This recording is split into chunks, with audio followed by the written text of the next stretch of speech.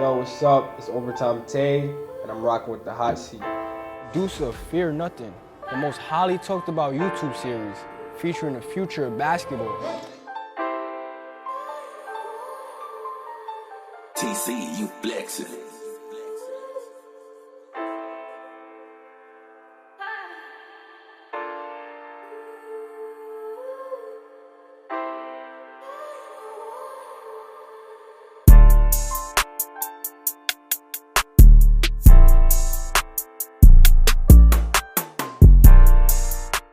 The hot seat. Ferno, you spazzing.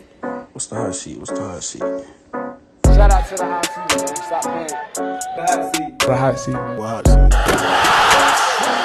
You know what's going on? This big foe. The biggest foe you know, man. Shout out hot seat, man. The best podcast definitely in Charlotte, the whole Southeast. So appreciate that. World. Goddamn, who else? Fuck it. I don't even know.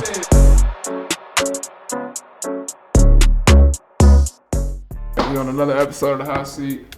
Got a special guest with us today. God has become a good friend of mine during his short stay here in NC.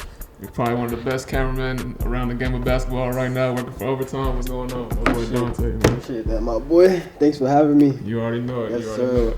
Charlotte been treating me well, bro. it. For sure. You fucking with it out here in North Carolina?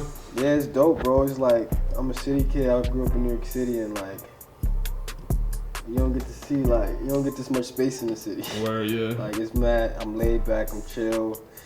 I go outside and I'm chilling. Like, For sure. the city is mad. People, hectic, but it's dope. Everybody on top of each other. Tight. Everybody on top of each other. How'd you get down here? So currently, I'm working on a project called Fear Nothin, featuring Mikey Williams. He used to live in San Diego, and our first season, the second season, we shot that in San Diego. So you know, when COVID hit, basically all LA, California sports got shut down. So you know, kids love basketball, and you know, without basketball, like, that's what they live for, you know. So he was like, that's what made him come out here. So him coming out here, I just followed him, and right now we're on our third season, which comes out this week. So I'm excited about that. Okay, and I see you going hard on that when I walked in the door. Yeah, I'm editing it right now. Got some last minute changes, but yeah, this is behind the scenes stuff of what I do. I'm a one-man team. Filming, shooting, producing, editing. Sheesh. So yeah, I do it all. For sure. How would you describe working with Mikey? One of the biggest stars in the game.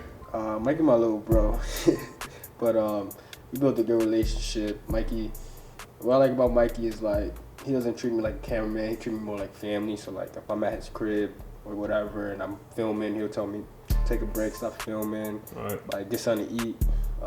Pops treat me well. Family treat me well. Mom. Got a good relationship with his brother and sister. So I love our relationship. Word. How long has the relationship been? Because I seen y'all interacting and everything, and it definitely looked like more like family than business. So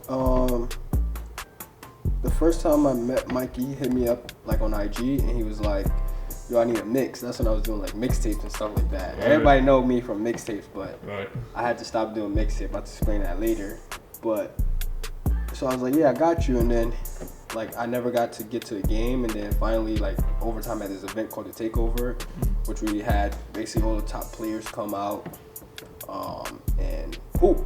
Right. And it was in New York City, and the kids loved it, and I got to like really meet Mikey, film him, make mixtapes for him, and we was just doing that for about 3 days, and you know, it was cool. And then I went to another couple games in LA when he was playing with Malcolm All-Stars, I believe, during AAU season. And then that's when, like, we wanted to do a show with him, and Fear Nothin came out, and I was just that guy. I stepped up. Word. So you already working for Overtime before? Yeah, I've been working with Overtime for about 4 years almost. I've been here since the start. Word. Yeah, I love it here. So when did the Mikey documentary come? November 2019, I started filming Fear Nothin, Right. and that was his freshman year. So I've been shooting this since 2019. Right. How would you say your role changed after you started shooting that with Overtime? So basically, like before, I would help work on projects. So first, when I started working at Overtime, I was just doing mixtapes, like mixtapes. And then like my boss told me, he came in, and when he came in like a year after me, and he was like, "You want to be considered like the GOAT? Like you got to put down that, like, not give up, but like say goodbye to mixtapes and get on like long form documentary and producing and editing and like making shows." Right. Like I was like, "You're crazy! Like mixtapes is like me. Like it's no way I'm gonna give up mixtapes and stuff." Right. So I listened and I started working on projects. So like I would work on something that somebody else shot or something like a project, and it was difficult at first. Like my storytelling wasn't that good. Like I had to learn. It took me really like a month just sitting there on one project. It was a Jalen Suggs project. Gonzaga has time to do something. Suggs for the win. Oh, yes! Oh, yes! Unbelievable! Unbelievable! The perfect season remains on go. Are you? Oh, my God. There he is. There are onions, Jim, and then there are major onions. What a kiss. Oh, my goodness. One of the great. Okay. And I learned with the help of, my boss and others at Overtime. And I started falling in love with it because, like, it's not only about creating a story, it's just like, I'm creating a story for somebody who they're gonna remember forever. They can show their kids and, like, the families get to see it. Right. Like, when we aired Mikey Fear Nothin, a lot of people don't know, we aired that. Before it even aired on the internet, we went into a movie theater and showed the whole entire family. Like, we booked a movie theater and this whole thing was packed, and we showed all 3 episodes before anybody could see, and it was just like a blessing. Like, dope. I got to, like, people like Overtime Shay got to speak about me and like saw the hard work from day one of me grinding on this project, so it was pretty dope. Sure. Yeah, they definitely show you a lot of love over there at Overtime. Yeah, I mean, like, I wouldn't even consider it like a job. I mean, it's my career, but like I have fun with it. It's not easy. Like, there's a lot of hard work put to it, but Overtime treat me really well. Like, since day one, like that's my family. Like, legit my family, and like they done blessed me with so many opportunities where like I'm just thankful. Like, I come from a like low income family where nobody been on airplanes, nobody drive cars, we don't have licenses, Sure.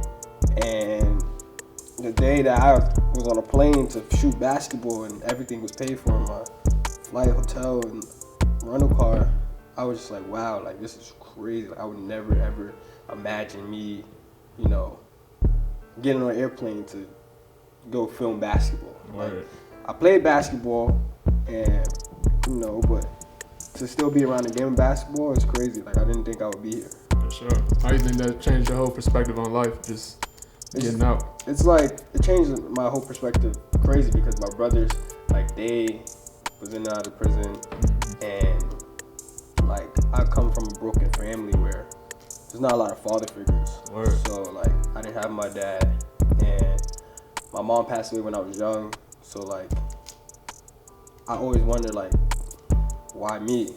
But then I just used that like anger, depression, all that into just like, I'm gonna just lock in on me and try to like really be that person who is different from everybody else in the family. I want to, for the next generation, like I don't want my little cousins to grow up how I grew up. I don't want my kids to grow up how I grew up. So I just had to change everything. So I just picked up a camera and started grinding. And like, I'm nowhere near where I want to be, but like, I'm extremely proud of myself. And like, I travel so many different places, meet so much new people that like, if you're from New York City, New York City public school is like it's trash. Like, people think that New York City is a place to go to like for opportunities, but it's really not. Like, if you're from the ghetto in New York City, like it's not, like it's just it feels impossible. So like, I don't blame like everybody on my block. Like, it just feels impossible. It's like, so like, I just like meeting new people, going to different schools and seeing how they treat their kids, and it's just like, that's how it made me change my perspective on life. Word. Cause yeah, New York City, that's it's a lot of people on top of each other, so you got ghettos down here, but like everybody spread out, so you really get your own breathing space, living space. But up there, just all on top of each other. So I can see how that could like seem impossible. Yeah, exactly. For sure. When it comes to Mikey, what would you say is the biggest misconception? Because there's a lot of people down here, like he's new to him, so like we've seen great hoopers like forever in North Carolina. You know, it's a hoop state, so like a lot of people giving him hate, giving him flack when he got down here. But I think they're really starting to see now like what kind of player he is and even what kind of person he is. I mean, like it's tough. So like a lot of people don't know. I used to hoop in high school, right? And I played for a normal public school that was in my area. Like I didn't know anything about top schools to go to, whatever. Like I just didn't know. I just went to play basketball and I was killing. And I was ranked #1 scorer in New York City my sophomore year. That doesn't mean that I was playing against the best. I wasn't the best player in New York City. I just was the best scorer for my bracket and stuff like that. And it was just like, that's just what I'm in. I'm a public school kid. Like I can't afford to go to private school. I can't afford to go to this. It's nothing I can control. So with Mikey being in like San Diego, he went to the school that his dad, I forgot the history of it, but he went to school where he knew the coach. It's right around the corner from his house, like 5 minutes. So like he went to that school, and that school didn't have the best competition, but you can't, like, how can you like blame him for going to that school? Like that's his hometown school. That's his public school. That's he's his supposed to go public to school where, you know, and he was killing. And then when he played against good competition, still killing. Played against Evan Mobley, had 35. They lost, but he still had 35. Like he held his own, and you know, him coming out here was just like it's business. Like it's business. Like they know San Diego wasn't the best competition. That's why he came out here, and then a lot of people was talking smack, whatever. And like Mikey, just one thing about Mikey, he could go. Like he can go for sure. He ain't like. It's just he's a hooper, you know. Right. Like, against good competition, bad competition, he's gonna go. He's gonna go. He's gonna go regardless. I feel like he proved himself when like he had that 40 ball Rock Hill. I forgot what team that was, but like that really just said it. Like, yeah. You know. I would definitely say that was a milestone moment. Him and Trey going. I think Trey had 30. Mikey had 40. That was beastie. And it was almost like me and Trey almost got the same story as you and Mike, because me and Trey been cool since last year. He was advanced his freshman year. And I was actually recording for Overtime. Oh yeah. But I was recording for another dude on this team, Jalen Curry. Oh yeah. Okay. I was just out there recording. I'm like, yo, who is this dude? Like, give me one.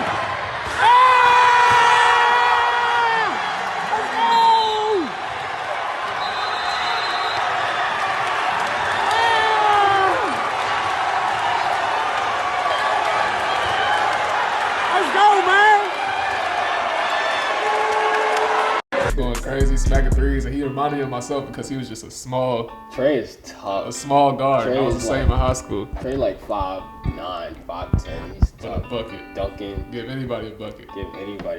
See, that's the only thing. Like I think our games are pretty much the same. Like when I see him, I tell him all the time. When I see you, I see myself in high school. But he just got the bounce and he got the clip too. He had a better clip than me. And they got the cameras. Nah, they got the cameras for sure. Right. How would you say like the game has changed since we played? Oh my God, these kids need to be appreciative of every cameraman that steps in that building. From baseline to sideline, appreciate every single cameraman because we didn't have this. We didn't have it at all. I've been talking about it all week. Like we didn't. If you got a mix back when we played, you had to be somebody. You had to be somebody. Like you didn't even have to be nice. You had to be somebody. They had to know you for sure. So how would you describe working with like Lamelo Ball? Who are all the guys you work with? So I work with a lot of kids. I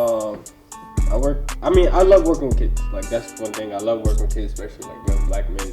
And like I'm just not just a cameraman. Like I teach them how to talk properly, doing interviews and stuff like that. And like I just love working with them. Like people ask me like, oh, you gonna go to NBA? I'm like, nah, that's just like I got many years to come to go work for NBA. Like I just want to stay here with these young kids. I done worked with I worked with Julian Newman. A lot of people think Julian Newman is a cocky kid on the internet, but he's the most humblest kid. That's probably the best kid that I ever worked with. Like I'll mic him up and he'll be like, "Thank you for doing your job." Like I appreciate that. Like he like you feel me? Like he's real mad humble. Like and we used to like kick it. I worked with Lamelo. I was at Lamelo BBB Mansion. That was crazy. And I worked with some NBA guys. Steph Curry. I went to Steph Curry camp. Worked with Jalen Suggs, RJ Hampton. Worked with Anthony Edwards. Just talking to him last night. So he gave Brian 28. He gave Ron 28. He was and he be playing Call of Duty. He dropped the 18 bomb. That was pretty crazy. Oh man. Only Call of Duty people know about that. But I work with a lot of people that like I can't even remember. I gotta check my Instagram. Word. So talk about how surreal it is, because me and you got pretty much the same story. Yeah. Hooping, lost ourselves a little bit. It's this how real it is, cause like I remember me in high school, right? I used to watch kids, right? I used to watch a Kill Car. Word. Like, it's crazy, cause like I was thinking the other day, going through my Instagram, looking at mixes, and somebody reminded me like this is the best mix ever. The Kill Car mix from Indictment. New York City, please go easy on me. They hot like that tiger. Jones, crime and the murder rate, that rose up. Every time he got a bird and the crack rose up. How jogging Central Park, don't need mistaken identity. Watch for the scammers because they taking identities. There's 8 million stories on a daily basis. Niggas chasing dreams and catching scary cases. Run my picture to the fiends until they clear the bases. I knew niggas that was wide like they wearing braces. Drug dealers and killers I was on corners with. Even played in the garden like I was on the next switch. When I came through Harlem, all type of foreign shit. And I'm like, yo, I used to look up to this kid in high school. And they saying your mix is the best mix up. And they saying like, he asked me to come out to another game. I'm just like, dude, I used to really look up to you in high school. And then like, also like Taco Fall. Like I remember watching videos of Taco Fall before he was Taco Fall. I mean, he was just this doofy kid with glasses, mad tall. I'm in high school. I remember I'm like my junior year looking at this stuff, and it's just viral clips it was just viral clips. Right. And then next minute, a couple of years later, I'm filming Taco Fall NBA draft. It's crazy. Like that's just crazy. Like it's crazy.